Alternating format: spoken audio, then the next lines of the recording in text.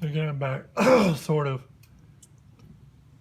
You know, I just realized when I was looking at this, if I had wanted to show something I don't usually do, I got a platform here where I could have driven halfway up on it, maybe even something over there, and tried to like split this thing in half and make two things out of it.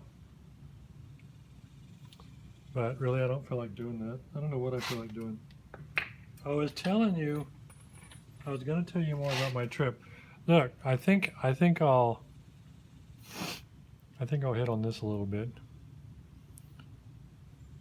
It's one of them kind of things that squared off and it'd be easy to break in half if you didn't get things right. But anyway, so other than running around looking at stuff on Curly's Ridge, which by the way, I thought Jonesboro was an okay town. I could live there, or city. So I decided one day I wanted to go try a nap on the banks of the Mississippi River. But I mean, I want to be really on the bank of the Mississippi River. So I looked on my phone in an overhead and went somewhere where it looked like I might be able to get near the river, but it also looked like a place where tourists wouldn't be because it was in the middle of nowhere. And it worked. And I got to nap on the banks of the Mississippi River.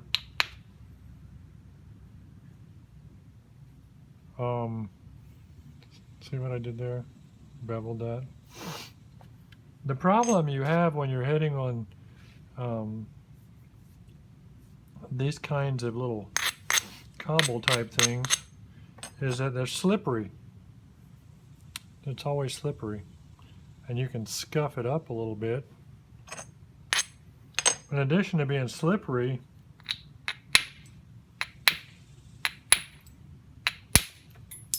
sometimes it's tougher considerably than what it will be once you get into the skin. See, I'm holding this, trying to keep that downward vibration from making this break in half. Which it definitely will if I do it wrong. If I hit this wrong, you're gonna see pieces fly.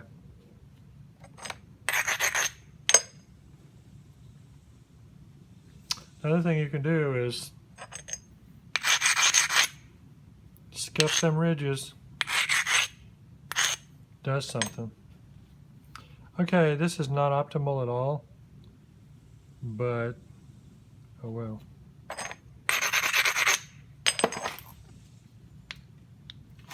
All right, if I squeeze this in here, it's gonna break. So, but if I don't touch it here, then if I hit it hard and the flake would have run, it probably won't. It'll probably hinge down and kick out and roll out or hinge. So there's a happy medium there where you just touch that, stick it in your hand pretty good. You can pull it into your hand like this with that finger. You pull it in your hand like that, and you can touch it here, but don't squeeze it there. Does that make sense?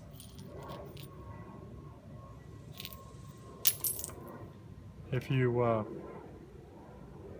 can see it started sinking on me a little bit, but if you got to have a little downward angle because conchoidal fracture, so you can't hit straight in on it to go straight in because that'll be kicking up into it.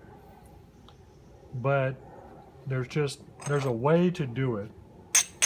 And the main thing I would like to convince anybody watching is it is absolutely possible to virtually never cause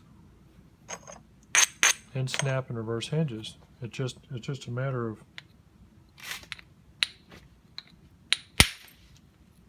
figuring it out.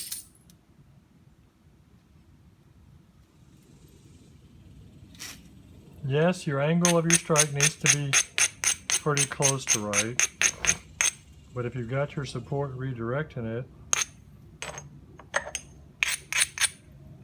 And it doesn't have to be all that right. Okay, so now just gonna hit that little nub right there.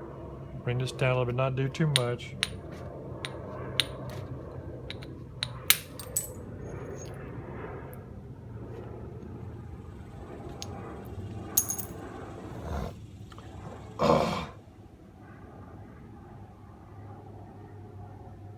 Actually, I don't know why I did that. That was a totally stupid move. But I can't, the reason I did it is because I can't think and talk at the same time. I cut off my little flare that came out that I could use to hit across there. So, oh well.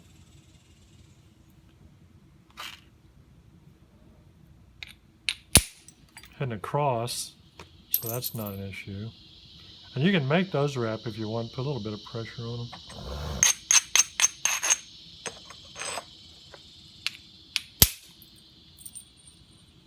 Put a little pressure on them and cut it off. The sad thing is when I work interesting and difficult little box puzzles and get a point out of them, you know, at the end, when it's just a point, people see the point won't know that, hey, it was actually kind of a good deal to have achieved it. But oh well. I work crossword puzzles too, and I never show them to people.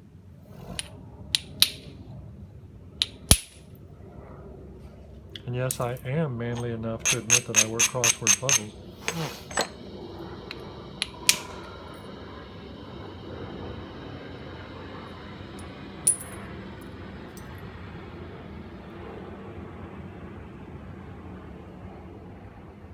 It can take a while to work puzzles like this.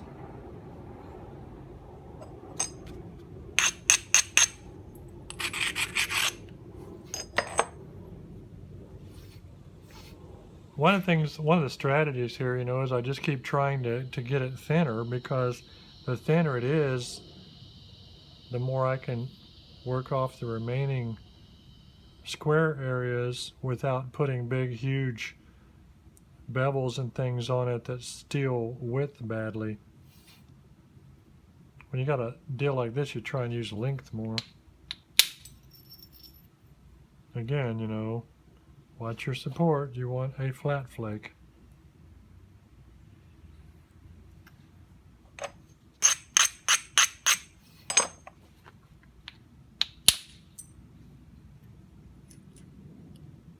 You know, flat flakes.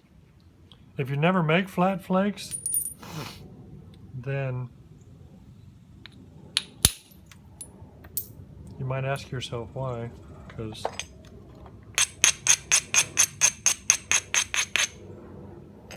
they shouldn't all be rainbows.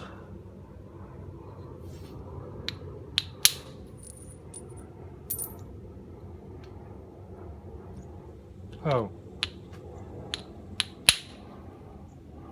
Yeah, so after... What am I doing? Bad day to film. I didn't know where my... Oh, look. I need to put that leg pad on there.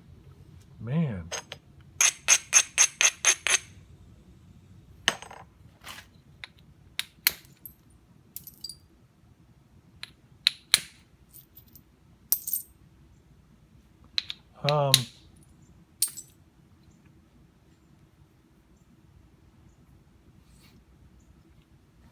So, you know, I ran around, I went to creeks and rivers and different things, looked at stuff, but at some point, decided to go back to Memphis, and I went by Graceland. That was cool. And, but a place I like there a whole lot, and I need you to go there,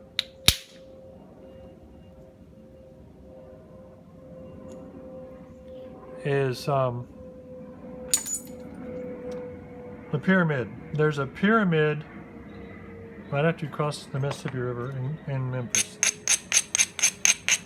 And the pyramid is a Bass Pro Shop inside, but it's like amazing. It's the most amazing place. Just hard to believe. And they have a museum inside up on the floor for ducks unlimited, duck hunting and stuff.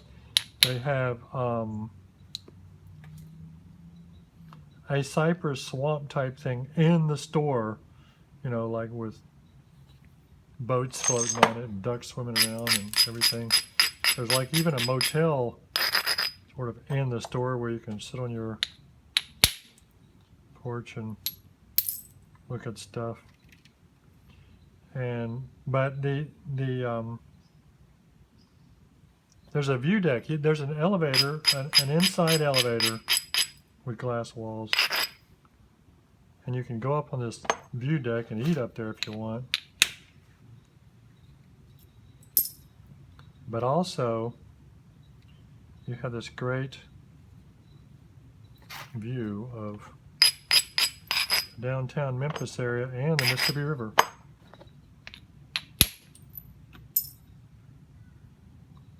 All right, this is getting kind of wild here.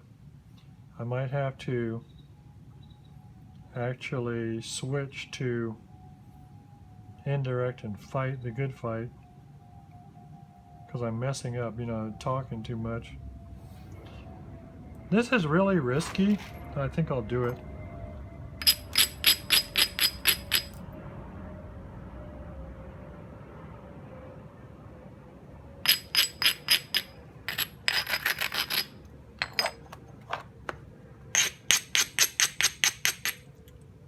I'm making this strong.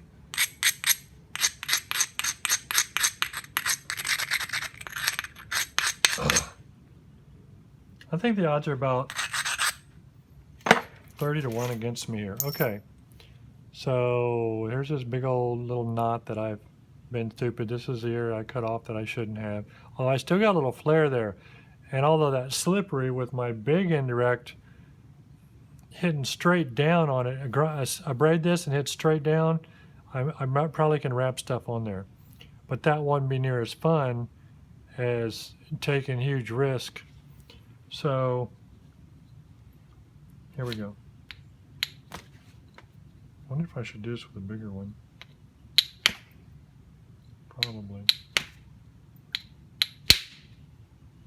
What happened? It didn't work. Stupid thing. It broke right there. It was going, but it just was too much. Rolled out. All right. I'm out of options. I could hit into there another time, but that's sinking, so we're getting into the reverse hinge kind of thing. So we change plans. We scrape the crap out of this.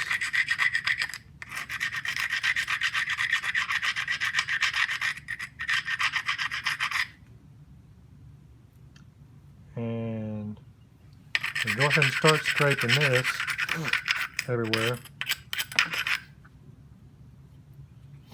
Now the problem is you can kind of think to yourself, well, I can zigzag this, but the reality of it is zigzagging this is pretty wasteful of the little bit of tiny width you have, because you got to remove all this thickness, and you don't, and again, the steeper you make bevels,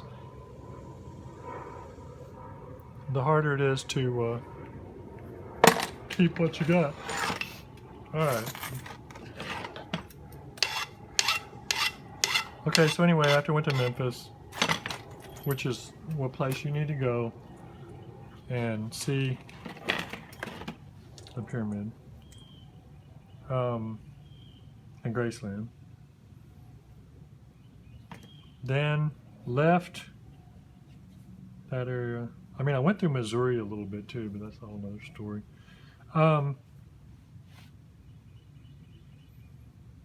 Went west, or went down to the Ouachitas and went to Crater Diamond State Park, which is always amusing, and to several crystal mines. They have crystal mines. And also went to the Caddo River, which I like. Okay, so I guess y'all can see this, sort of. I'm trying to deal with humpiness, and I'm trying hard beside it. I actually hit right here, but I was putting pressure on here, and it sort of went wide and cut that off. Now the disadvantage, though, you can see is a big bulb. That's the disadvantage of having to hit hard with solid copper, but well worth it because, I mean, one little problem area dealt with. So then here's my next problem is Mount Pimple here, and I'm going to try and do the same thing with it. Grind it and file your bit on your copper and hope for the best, and it's skated off. You can see it left a copper smear on it.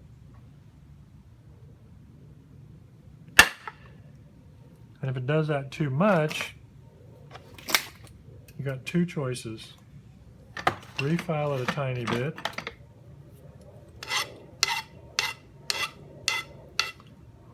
and then go a little faster by hitting with antler or something and try and get a quicker force to perhaps attenuate that tendency to slip. So we're going to do another one.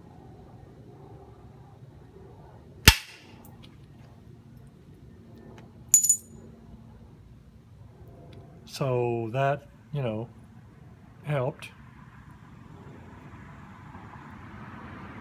I think I'm going to come from the other side and hope for a tiny bit of success, partially because I'm climbing hills now over here. Those big bulbs, you know, put that lower, and those are rolled up to there, but it's going up, so I can't keep hitting from over there. Not likely to work. Anyway, see what happens with this.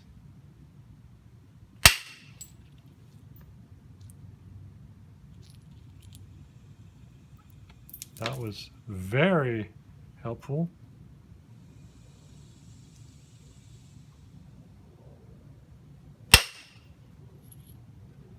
That was very helpful.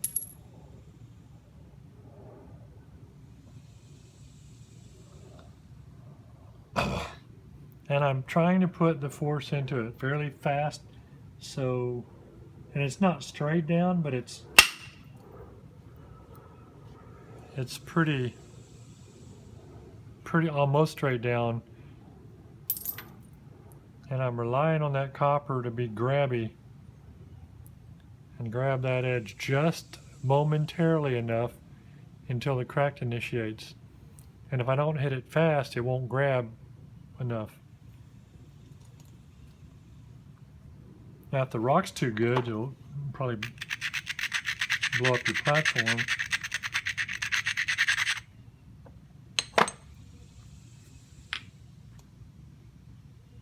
But anyway,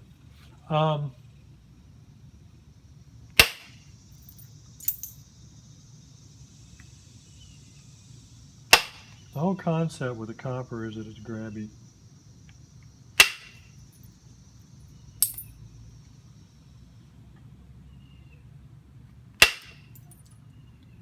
Which was the same principle behind the Blish locking mechanism on the Thompson submachine gun. You ever heard of the Blish principle?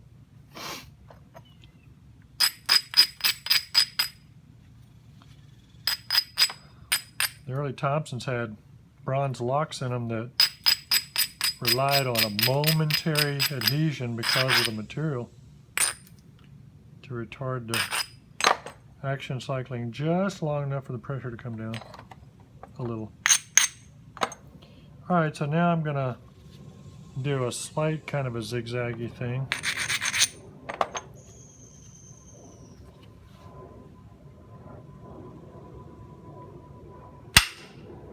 Dang.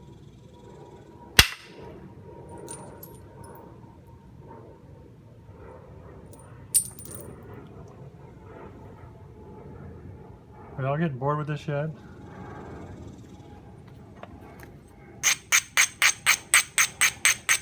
I wonder if I covered the in-snap stuff enough. I don't want to just beat dead horses all the time, but on the other hand, I tend to try and go with the things that I've heard people complain about the most, that they have problems with the most.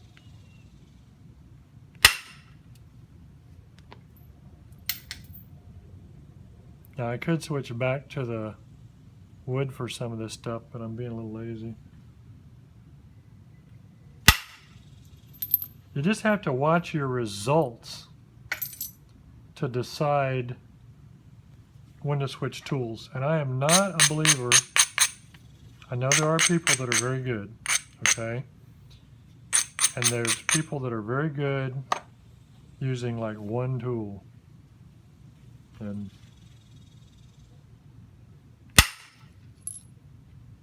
I take my hat to them. But it's not my belief that I want to do that. I want to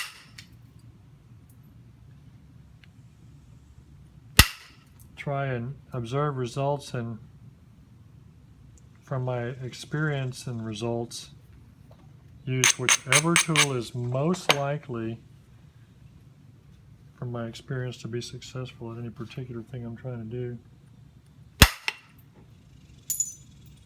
My experience is that they're not all the same. I don't even know if I'm in camera with some of this. I've got an issue there that I kicked into there. It's not really an issue because I probably can get it from there, but I'm thinking I may try getting it from this other side. A little overshot right here. Maybe do a little overshot right there and see what happens. What do you think?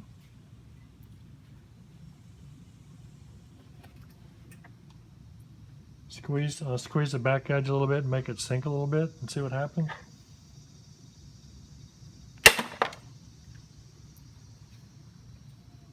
Hit it right here.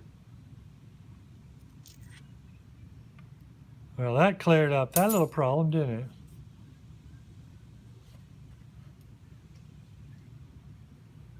I don't know how I would have done that without my tools that I use.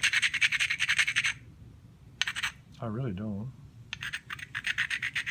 I can't think of another way to have done that without a grinder. I'm going to kind of do the same thing here. I've got a little bit of a hinge bite in there, and I could hit it from this side, but I think I'm going to hit it from the other side. There's two different things here. This side is better because it's got a little bit of a lip out, a little better to hit. This is more square up and down, but because this side is a little more raised, this is where the flake needs to come from, if I can do it. So we shall see. Wish me luck. Didn't want to limpress that one. That one needed to, it needed to go before it could slip because it's just flat edge. So you can't hit on square edges. I mean, if you got the technique flat mastered, I mean, you can hit square edges. The results are sketchier, but notice there was enough downward component in that I didn't get a huge bulb, but this is raw rock too. So if this had been well heated, that probably would have been a large bulb. But as you can tell, this is getting much thinner than it was. I mean, thick, yeah. So, in theory, there might actually be a point in this. It's a theory. But I don't know that I want to subject you to all that. I guess I can keep on going on camera and then watch it later and decide how much it drags me. And If it gags me too much, I'll just end it like right here and have pictures of waterfalls and squirrels scampering around, stuff like that to make you feel good. Otherwise, I may continue going. You'll just have to see if there's any more videos here. So, bye maybe.